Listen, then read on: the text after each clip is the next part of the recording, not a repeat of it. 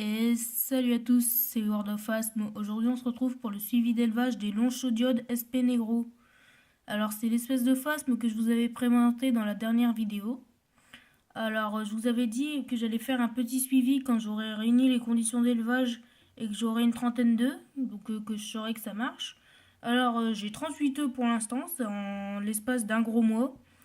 Donc 38 œufs ça me va, en pensant qu'il y a deux femelles et alors, ça, faut que je vous explique. Alors, quand je l'ai acheté, il y avait une femelle adulte et une femelle subadulte. Du coup, quand la femelle adulte est malheureusement morte il y a une ou deux semaines, si vous voulez, la femelle subadulte n'était pas encore passée adulte. Du coup, j'ai eu environ 19 œufs avec la femelle adulte de base en, on va dire, 2 semaines. Du coup, c'est plutôt pas mal. Et là, cette femelle-là est passée adulte, du coup et commence à pondre tout doucement. Du coup, là, par exemple, 19, elle m'a fait 19 œufs, elle aussi, en 2 semaines. Bah voilà. 19 œufs en 2 semaines, voilà.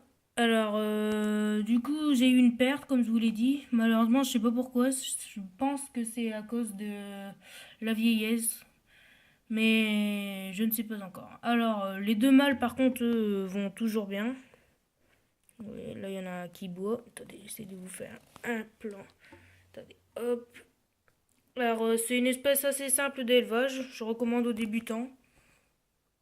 Hop. Voilà. Alors, l'incubation. Alors, l'incubation, elle est de 6 mois. Alors, moi, je fais l'incubation sur vermiculite. Et là, je vais vous montrer un œuf. Voilà. Alors, l'œuf est strié. Il a des petits stries sur lui. Et à deux petites opercules. Enfin, des petits boutons noirs, on dirait, de chaque côté. Alors j'incube sur de la vermiculite, toujours humide. Voilà, c'est de la vermiculite, vous pouvez trouver ça en animalerie.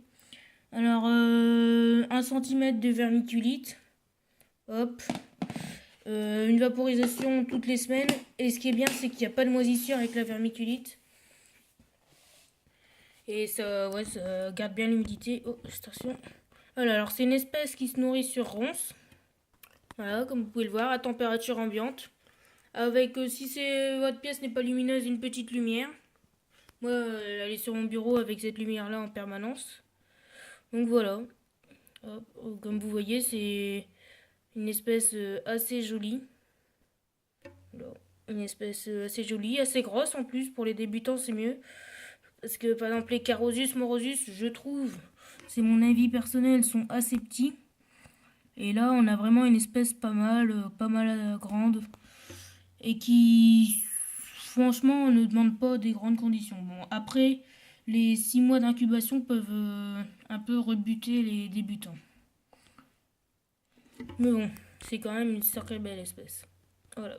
Alors voilà, c'était un petit suivi d'élevage.